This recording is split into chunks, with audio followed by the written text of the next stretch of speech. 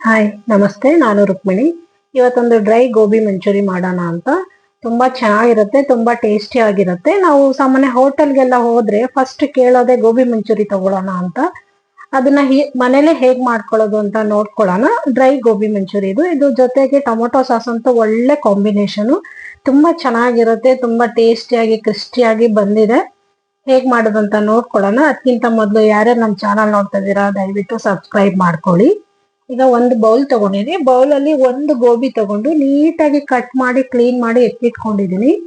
ಇದರಲ್ಲಿ ಹುಳ ಎಲ್ಲ ಇರುತ್ತೆ, ನೋಡ್ಕೊಂಡು ನೀಟಾಗಿ ಕ್ಲೀನ್ ಮಾಡ್ಕೊಬೇಕು. ಆಮೇಲೆ ಇದಕ್ಕೆ ಬಿಸಿನೀರ್ ಹಾಕ್ತಾ ಇದೀನಿ. ಬಿಸಿನೀರ್ ಹಾಕಿ ಒಂದ್ 5 ನಿಮಿಷ ಇದನ್ನ ನೀಟಾಗಿ ಸ್ವಲ್ಪ ಮಿಕ್ಸ್ ಮಾಡ್ಬಿಟ್ಟು ಎತ್ತಿಟ್ಕೊಳ್ಳೋಣ. ಇದನ್ನ ನೋಡಿ ಈ ತರ ಮಿಕ್ಸ್ ಮಾಡ್ಕೊಳ್ತೀನಿ. ಕ್ಲೀನ್ ಮಾಡಿ ಎತ್ತಿಟ್ಟಿದೀನಿ. ಈಗ ಬಿಸಿನೀರ್ ಹಾಕಿ ಇದನ್ನ ಒಂದ್ 5 ನಿಮಿಷ ಮತ್ತೆ ನೆನೆಯಕ್ ಬಿಡ್ತೀನಿ. ನೀಟಾಗಿ ಬಿಸಿನೀರಲ್ಲಿ ನೆನೆಲಿ. ಅಲ್ಲಿವರೆಗೂ ಒಂದು ಬೌಲ್ ತಗೊಳ್ತಾ ಇದೀನಿ. ಈ ಬೌಲ್ ಅಲ್ಲಿ 4 ಸ್ಪೂನ್ ಕಾರ್ನ್ ಫ್ಲೋರ್ ಹಾಕೊಳ್ಳೋಣ. 4 ಸ್ಪೂನ್ ಕಾರ್ನ್ ಫ್ಲೋರ್ ಹಾಕೋಬೇಕು. ಮತ್ತೆ 2 ಸ್ಪೂನ್ ಮೈದಾ ಹಿಟ್ಟು ಹಾಕೋಬೇಕು.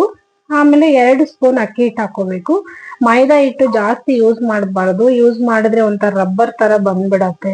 ಅದು ಪೇಸ್ಟ್ ಕಲ್ಸ್ಕೊಳ್ತೀವಲ್ಲ ಅದಕ್ಕೋಸ್ಕರ ಬೇಡ. ಕಾರ್ನ್ ಫ್ಲೋರ್ 4 ಸ್ಪೂನ್ ಹಾಕೊಳ್ತಾ ಇದೀನಿ. ಇಷ್ಟನ್ನು ಹಾಕೊಳ್ಳೋಣ. ಇದ್ರ ಜೊತೆಗೆ ಸ್ವಲ್ಪ ಅರಿಶಿನ ಪುಡಿ ಹಾಕೊಳ್ತಾ ಇದೀನಿ. ಚಿಟಿಕೆ ಅರಿಶಿನ ಪುಡಿ, ಒಂದ್ ಅರ್ಧ ಸ್ಪೂನು ಗರಂ ಮಸಾಲ ಹಾಕೊಳ್ತಾ ಇದೀನಿ. ಅರ್ಧ ಸ್ಪೂನು ಧನಿಯಾ ಪೌಡರು, 1 ಸ್ಪೂನ್ ಖಾರದ ಪೌಡರ್ ಹಾಕೊಳ್ಳೋಣ.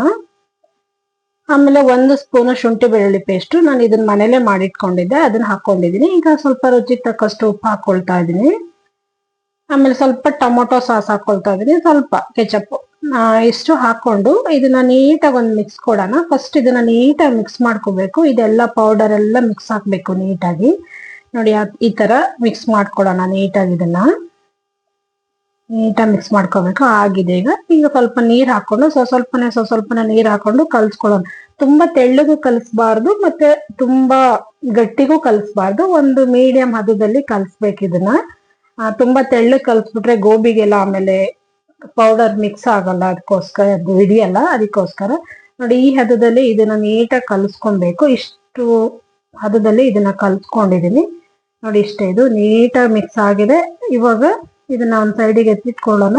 ಈಗ ಗೋಬಿನ ನೀಟಾಗಿ ತೊಳೆದು ನೀರೆಲ್ಲ ಸೋಸಿ ಎತ್ತಿಟ್ಕೊಂಡಿದ್ದೆ, ಅದನ್ನ ಹಾಕೊಳ್ತಾ ಇದೀನಿ.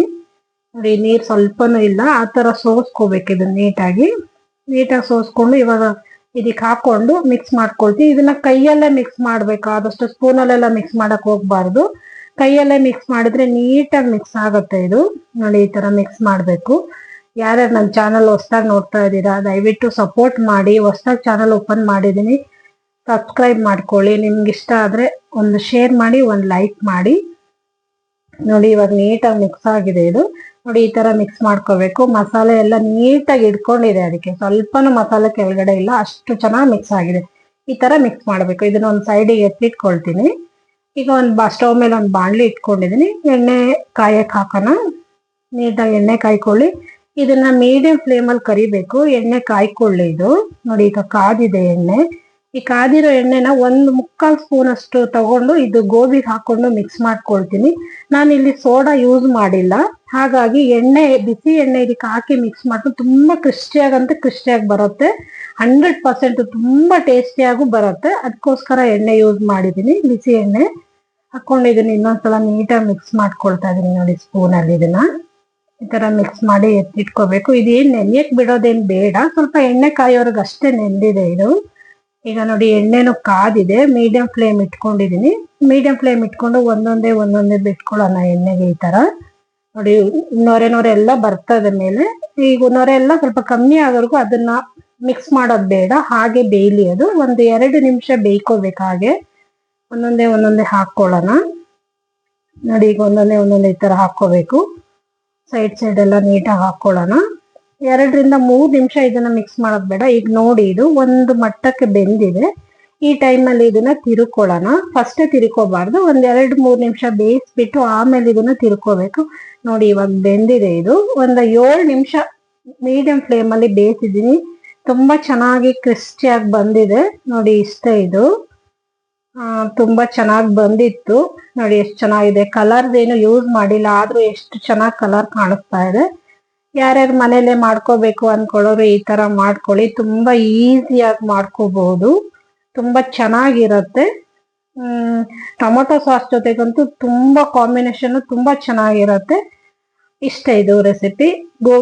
Dry gobi manchurian tomato sauce ಜೊತೆ ಸರ್ವ್ ಮಾಡಿದ್ರೆ ತುಂಬಾ ಚೆನ್ನಾಗಿರುತ್ತೆ. ಯಾರ್ಯಾರು ನನ್ನ ವಿಡಿಯೋ ನೋಡ್ತಿದ್ದೀರಾ, ಈ ವಿಡಿಯೋ ನಿಮ್ಗೆ ಇಷ್ಟ ಆಗಿದೆ ಅಂತ ಭಾವಿಸ್ತೀನಿ. ದಯವಿಟ್ಟು ಇಷ್ಟ ಆಗಿದ್ರೆ ಒಂದು ಲೈಕ್ ಮಾಡಿ, ಶೇರ್ ಮಾಡಿ, ಸಬ್ಸ್ಕ್ರೈಬ್ ಮಾಡೋದು ಮಾತ್ರ ಮರಿಬೇಡಿ. ಹೇಗಿತ್ತು ಅಂತೇಳಿ ತಿಳಿಸಿ. Thank you for watching my channel. Thank you friends.